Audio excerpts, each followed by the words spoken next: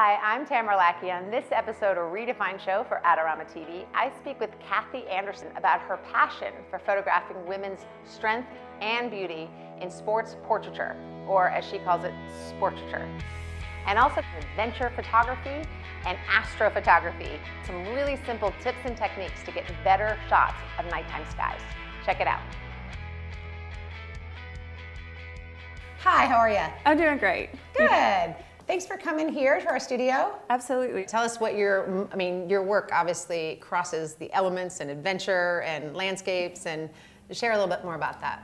I am very much a lover of adventure, a lover of hiking, camping, backpacking, rock climbing, anything you can think of. I've recently met a lot of really strong women who have been big inspirations to me, who have started highlining. Highlining is a sport that looks like tight-roping, but it's slack. It's called slacklining, but you put it on a gorge that's hundreds of feet in the air. As you do. Yeah, no, I have not walked. I've gotten on it. You got on it, but you didn't walk. What's the difference? The difference is you have to have a lot of core strength to stand.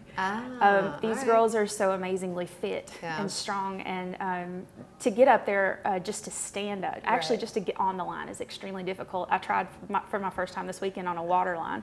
It's only a couple feet above the water, and I'm covered in bruises, and I could hardly even get up on the line. So I don't even know what it takes to stand on these things. Interesting.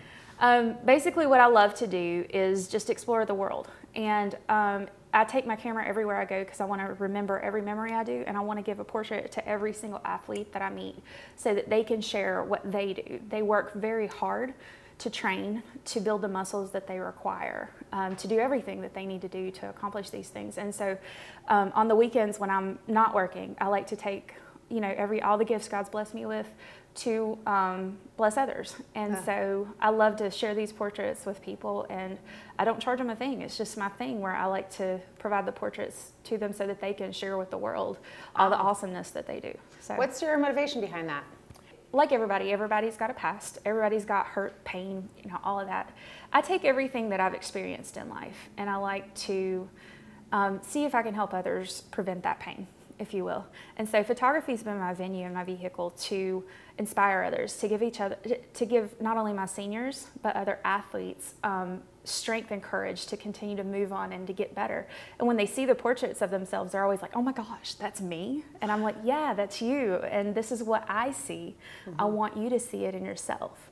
And so it builds a great sense of confidence in them, and it really brings me joy to do that. So when I feel like if you start at a very young age, in 15, 16, 17, we all know that, the haters gonna hate. It starts in... They do? They do. In high school and middle school, it's a cruel world. If you can start then, I do that with my seniors. Middle school. Right. Middle school is when it starts getting... I know. I mean, I got made fun of for my teeth, for the way I dress, for pretty much everything. And it's all working now. Girl, thanks. All right. But I just want these girls to know, whether it is a 20-something athlete or a 16, 17, 18-year-old who is just beginning their life, that they're beautiful the way they are, and that they're strong and awesome, and I want to give them portraits so that that'll give them a lasting reminder of who they are and the strength that they hold inside. So. And then when you find yourself out there in pretty adventurous situations, where you're also doing the elements and landscapes and fire and astrophotography, where's your drive for that?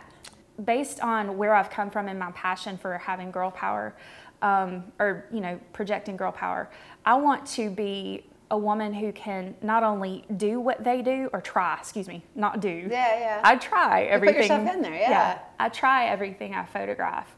But I want to be a woman who rises to the top, who's successful, who, when people say you can't do it to a guy or even to a girl, I'm going to do it. The one thing that motivates me most is somebody saying, you cannot do this. And about this time last year, somebody looked me in the eye and said, you cannot do this. And for the past year and a half, I have done things that I never thought I'd do. I met an amazing group of people in my adventure community, and I've never felt so accepted and loved in my life. And they've helped me learn things like rock climbing, kayaking, highlining. Mind you, I'm not an athlete doing any of these. They are much better than me. But I want to get on these things and do these things so that I can experience what they do, the fear, the hard work, the courage, all of those things.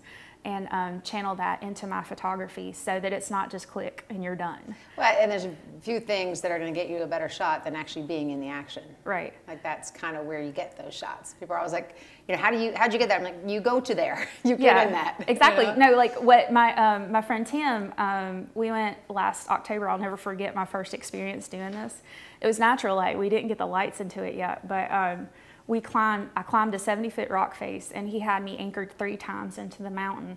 And he's one of my very dear friends who has been so supportive and patient with me and teaching me rock climbing.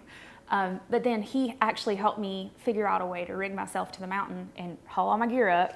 And we got some super cool photos of him. I've got this one photo of his arm and his hand like stretching out straight to my camera. My camera's right here. You can see all the veins in his hand and the chalk and the beautiful fall foliage behind you. Grandfather Mountain. Yeah. So that's right behind him. I mean, it's just a really cool photo, and there's no way I could have gotten that if I hadn't, you know, if I hadn't gone up there and done it. But I have a photo of my feet.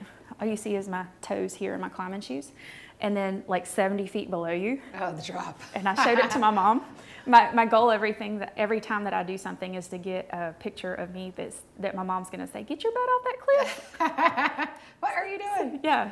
So tell us about your astrophotography, specifically your night sky work. Okay, astrophotography is really big and broad, but basically what I focus on is capturing the Milky Way in landscapes, star trails, anything like that, and even star trail time-lapse photography or Milky Way time-lapse. The exposures are 20 to 30 seconds depending on what you're photographing and what lens you choose. So you're out there for incredibly long amounts of time, so you have to be very patient. My ADD doesn't really work with that really well, but we make it work. I usually go out with a friend because I'm a scaredy cat at night. Yeah.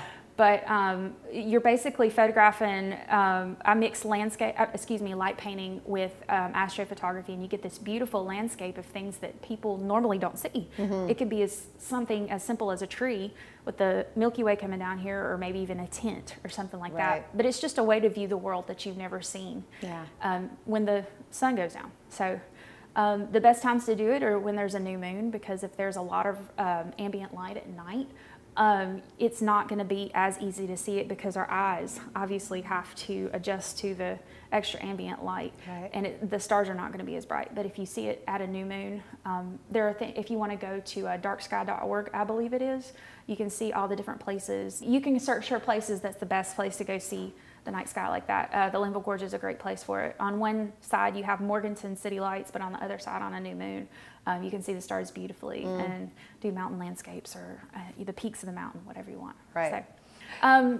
basically when we're there, we typically only light paint. We take a headlamp and a flashlight, and that's it. Other gear that we use is going to be a good sturdy tripod, because if you have one that's too light, it's going to sway if the wind blows. I also have an intervalometer, and that allows me to time my time-lapse photos. This is my intervalometer, and you basically just plug it into the side of your camera, and you can basically tell it how many seconds apart you want your exposures, and it'll control that. So once you set it, it'll just keep doing photos. So there's that, and you know, obviously other things like apps. I use Photo Pills. It's a great app for seeing where the Milky Way is going to be, when the sun's going to rise, when the moon's going to rise, and all that to help you plan. So there's that, and there's all kinds of other things. If you've never heard of Photographer's Ephemeris, that's another one. It has a subscription that you can buy to Skyfire, and it will actually help you figure out what the sky's going to look like in the morning if you want to do sunrise photography. So that's awesome, actually. Yeah, I know, because I know a lot of the newer camera models have that built in now, where you can have it click on a certain pattern. But even if you do have that, you may want to be able to control it externally as well. And then the other thing, the most important thing, is lens choice. This is very, very, very important. You would think that being at f2.8, you wouldn't be able to get much depth of field, but obviously, you know, when you have wide angle lenses, you're going to have less of the compression. So I'm always far away. I know. So if you set it at f2.8 and you focus on a light on the horizon, you're actually going to get a huge depth of field.